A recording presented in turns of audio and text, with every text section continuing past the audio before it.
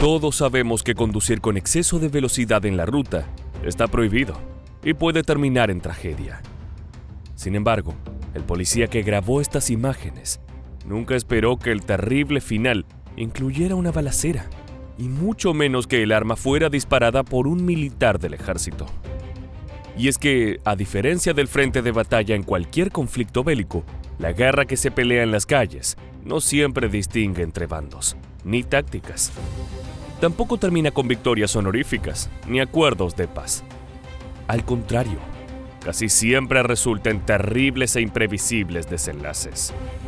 En los próximos minutos serás testigo de algunos de los episodios más impactantes que pueden ofrecernos los enfrentamientos entre miembros de las fuerzas policiales y el ejército, en los que tanto unos como otros poseen las condiciones necesarias para elevar cualquier discusión a niveles impensados de violencia y convertir un simple enfrentamiento en una verdadera batalla.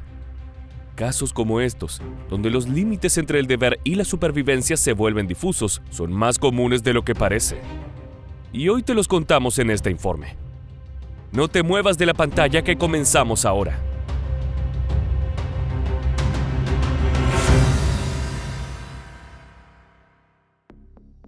El primer caso nos lleva directo a la carretera interestatal 84, al este de Portland, en Oregón, Estados Unidos. Corría el día 29 de agosto del 2013, cuando el oficial de turno Matt Sistel, de 26 años, detuvo a un frenético automovilista por conducir con exceso de velocidad, un Cadillac de color negro. El informe policial confirmó que el hombre fue sorprendido conduciendo a 120 kilómetros por hora, en una zona de construcción. El agente procedió a seguir al automóvil, intimando al conductor a orillarse. Luego de algunos minutos, el automovilista detuvo su coche sobre la banquina y el oficial se posicionó justo detrás para proceder con el chequeo de rutina. Pero las cosas tomaron un rumbo un poco diferente.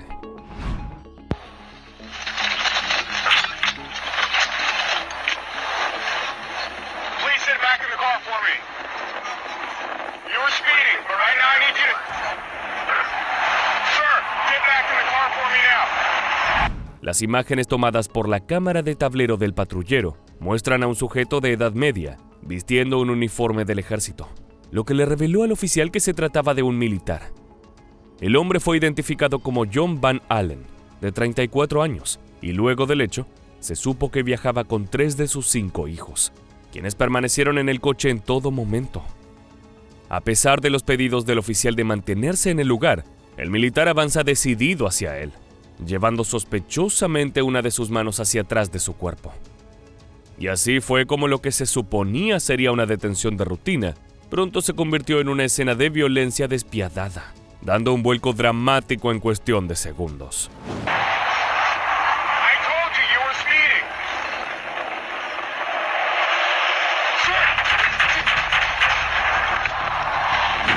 Mientras cuestiona las razones de la detención, Van Allen se mueve rápidamente hacia Sistel, a la par que saca su pistola y dispara sin detenerse.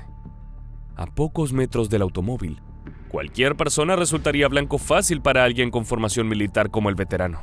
Pero en este caso, se enfrenta a un agente preparado para actuar rápidamente frente a un peligro como este, quien entonces reacciona de inmediato, respondiendo al fuego, lo que obliga a Van Allen a rodear el capó del coche de la patrulla para protegerse, pero sin frenar el ataque.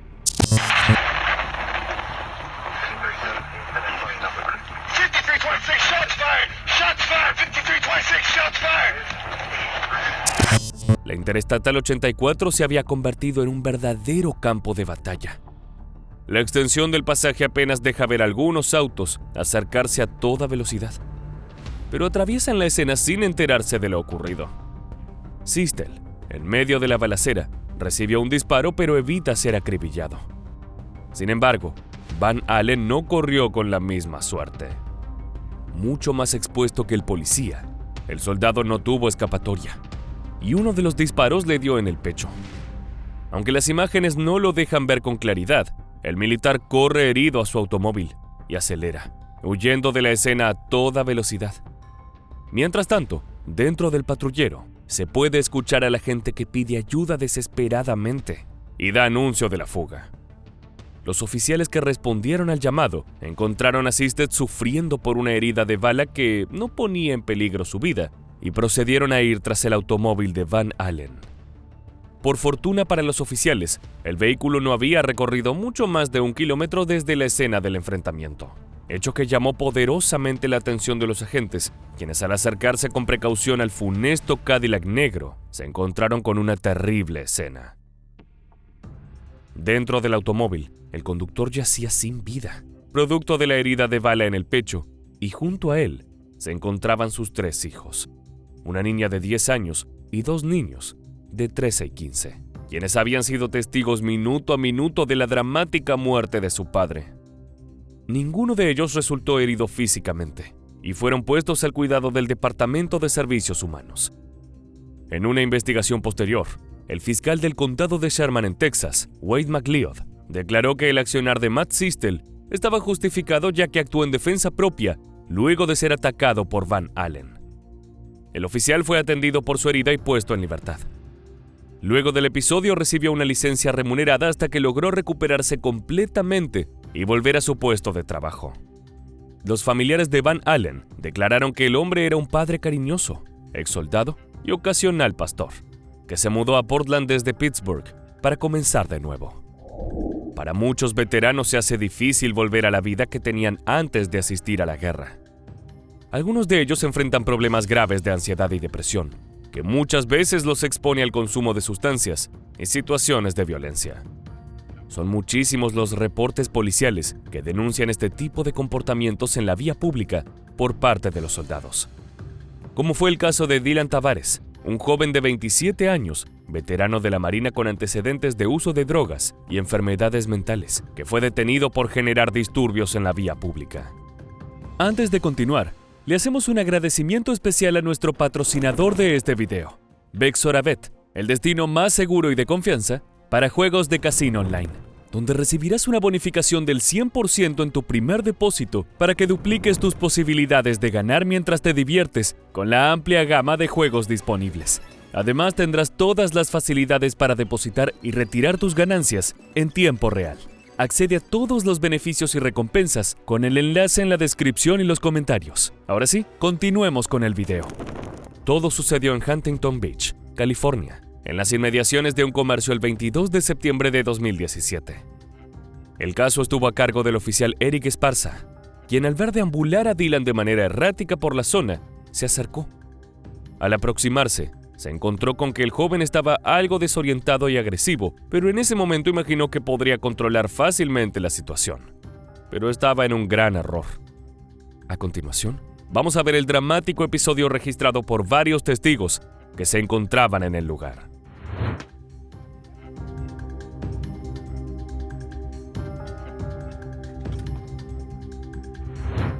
El joven fue interceptado por el agente, quien se aproximó apuntándole con su pistola Taser.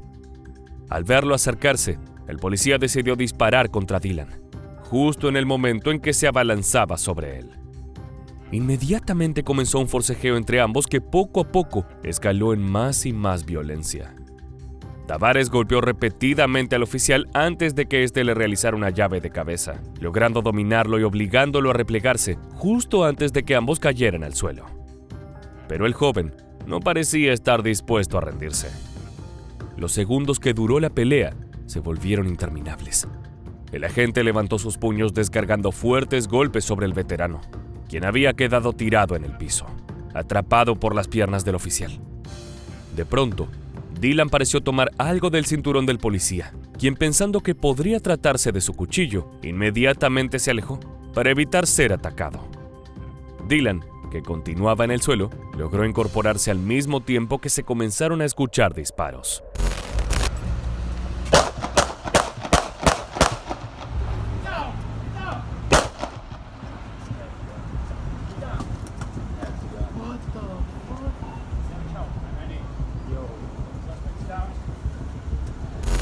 Pueden contarse 6 disparos que el oficial propinó contra el joven a una distancia de apenas unos metros. La brutalidad del impacto se puede ver en el cuerpo de Dylan, quien tras cada bala se retorcía inestable. Sin bajar su pistola, el agente permaneció atento, observando al joven, que sorprendentemente se mantuvo en pie por unos segundos. En ese momento, el oficial volvió a lanzar un séptimo disparo que finalmente acribilló a Dylan, quien se tambaleó hacia atrás hasta dar con la pared del comercio, y allí mismo se desplomó en el suelo. La terrible escena dejó al oficial sin aliento, agitado y nervioso. Pero rápidamente tomó su radio, que había quedado tirada, y pidió refuerzos, explicando los hechos.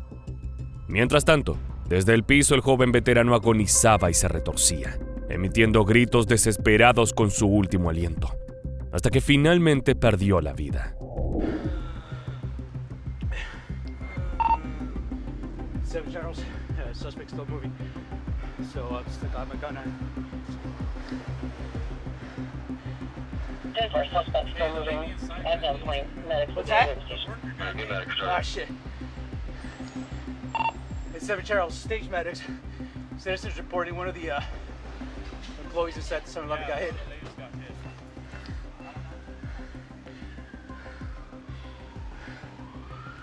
Seven Charlie, 10-4.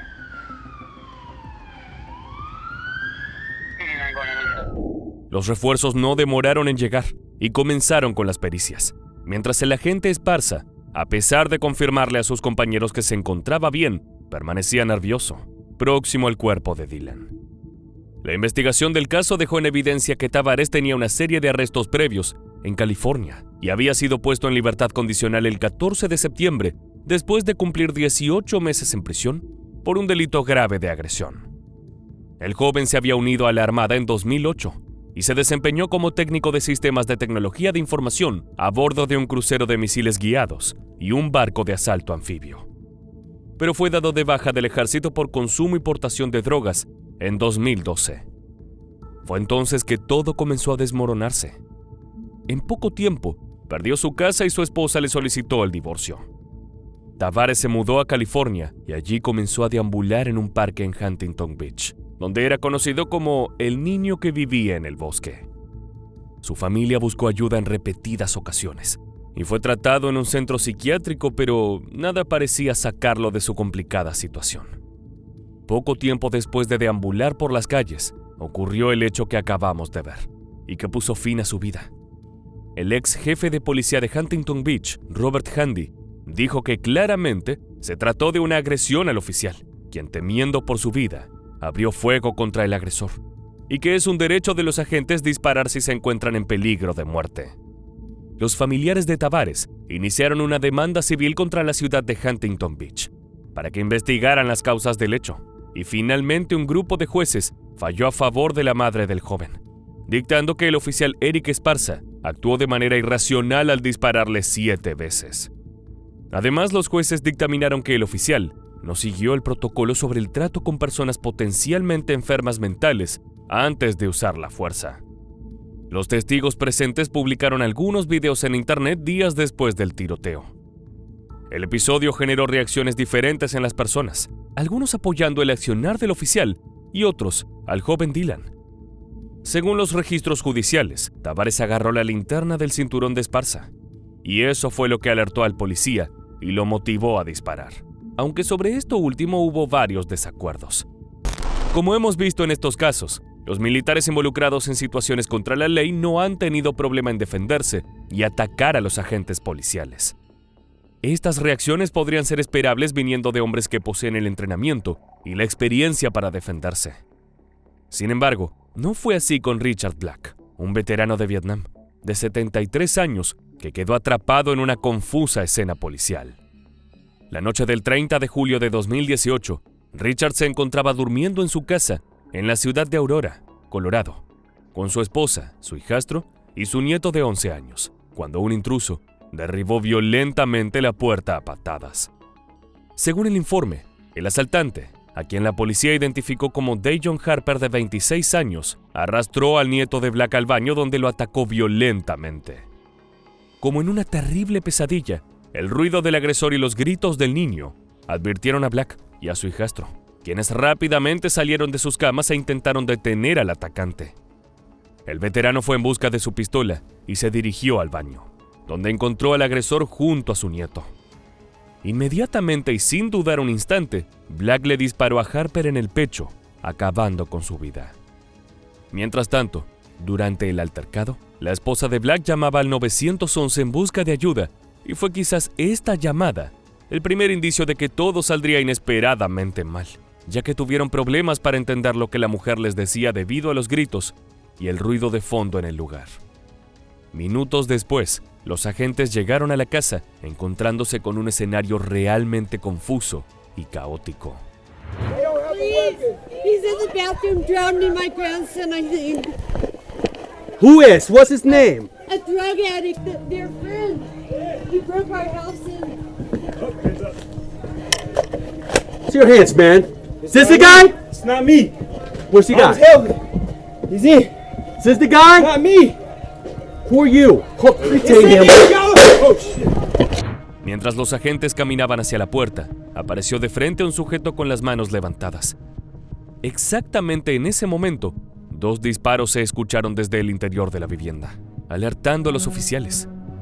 La situación era desconcertante para los policías, dada la poca información con la que contaban y la cantidad de personas que circulaban. Al pasar por la vereda frente a la casa, los agentes distinguieron sangre en el piso, lo que los alertó del peligro al que podrían enfrentarse al cruzar el umbral. 2 de ellos, Serrant y Limbaugh, encendieron sus linternas para iluminar la sala y en ese momento vieron a Black en bata de baño y portando un arma, acercándose lentamente desde el interior del pasillo hacia ellos. Los agentes, temiendo ser atacados, decidieron actuar rápidamente. Nothing. Gun! Gun!